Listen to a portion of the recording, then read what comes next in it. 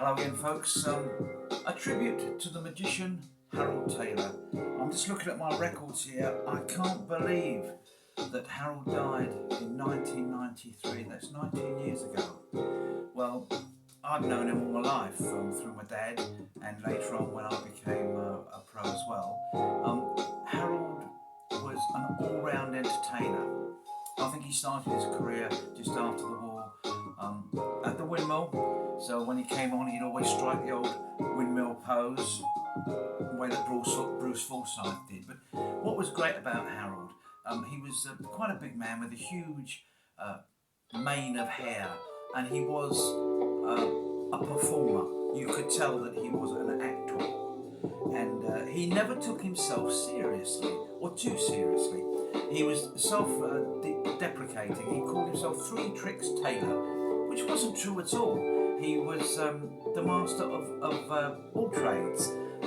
But when he said Three Trick Taylor, he used to do the egg on fan, a silk routine, and also the vanishing silk to egg, where at the end the egg is broken and the yolk shown. He could do everything. In fact, I've got his brochure in front of me, and it's quite a list he put down. He wanted to get his money's worth from the printer. If you are thinking of entertainment, think of the popular globe-trotting personality Harold Taylor, Britain's most adaptable comedy and magical entertainer. You may engage Harold Taylor with confidence for comedian, magician, compere, lecturer, after-dinner speaker, model, character actor, children's entertainer. The only thing he didn't put down was painting and decorating, but don't be misled, he was a fine entertainer. And I remember seeing him. He did a lot of cruise work, so he did work with children, and he developed a rapport with them, but he wasn't known primarily as a children's entertainer. But if you booked Harold as a compere, you were in safe hands. I remember at one of the summer magic conventions, it was either Eastbourne or Hastings, the gala show wasn't a particularly strong bill, but Harold was the MC, and he shone. He had the perfect night. You know, everything he touched turned to gold, and he did his act sort of front of curtains while everybody's setting, and he had a spot of his own, and it was quite a big stage to fill. And the one thing that stood out to me was he did a Supreme Magic Dove production, which was rainbow ribbons, self-contained dove production. You wave the ribbons about and out comes the dove. Big deal. But in Harold's hands, it was both mystifying and amusing. It was very funny.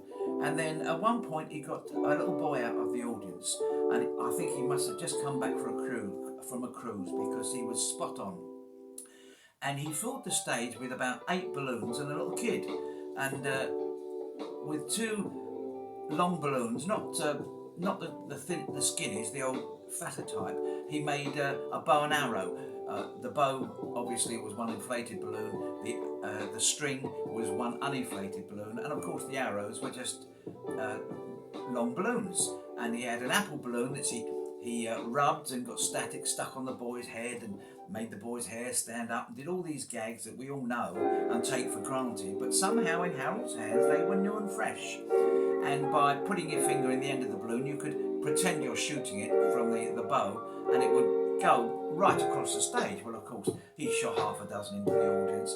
I can't remember quite how the act finished with the little boy, but the balloon on his head did burst.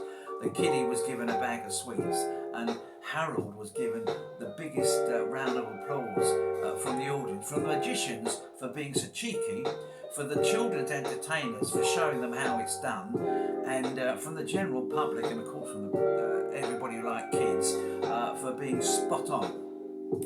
Now, Harold, I worked with him on several occasions as a compere, him as a compere and me as an act, and he was always charming, always funny, always had a story to tell. He was Mr. Showbiz. And towards the end of his career, towards the end of his life, I should say, I met him on a couple of occasions. It was either the Boys and Girls exhibition or the World Travel Market. It was a long day. you know, you had to travel to the place, and from 10 o'clock till 5 o'clock you work and you travelled home. So you were knackered. And Harold came round one day, and he was looking slightly frail, and we got to talking, and he was always charming and nice. I said, Harold, you couldn't stand in for 5 minutes, could you? He said, what do you mean? I said, well, you got anything in your pockets? He said, well, I always carry a couple of bits. I said, well, do a bit for me, will you? But I didn't go. I just stood and watched. And he was a little bit hesitant at first, but then he realised that he was building an audience, and he started working. And boy, did he work. In fact, he blocked the aisle. Kids, adults, I could hear I was standing at the back, and the laughter that he generated and the warmth he exuded was incredible. And when he finished, I walked back and I said, come on, Harold, I'll get you a cup of tea. And we went off. I said, you're a sod.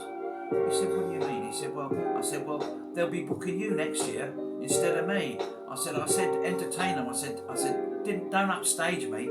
And he laughed and smiled, but he was obviously exhausted. And not that long after, he passed. And it was a great loss, because a lot of magicians are very po-faced, but not Harold. He was a charmer all the way, and I've got fond memories. He will be remembered as one of the greats. Me, I was just a jobbing magician. I did okay, but he had it. And for you youngsters out there, if you've got the business-like approach, which Harold had, and you've got the charm and personality, which Harold had, and you're prepared to put in a good few years learning your trade, which Harold did, they'll say about you what they said about him. Harold Taylor, a great act, the best epitaph that anybody can have, a great entertainer, and also a bloody nice man. Harold Taylor, I salute you. Thanks for watching. If you've enjoyed this, keep looking for Colin's Magical Stories from the Past. And if you want to know about Prince Charles showing everybody his balls, or should I say King Charles showing everybody his balls, it's posted, I think, in either my Colin Martin page, or perhaps Simon White's Magical Stories from the Past. We're in the process of trying to tidy up and index everything, so it'll be a lot easier to find when you eventually find it. But until then, you know what I'm going to say, TTFN, and live long and prosper. Become one of the good ones.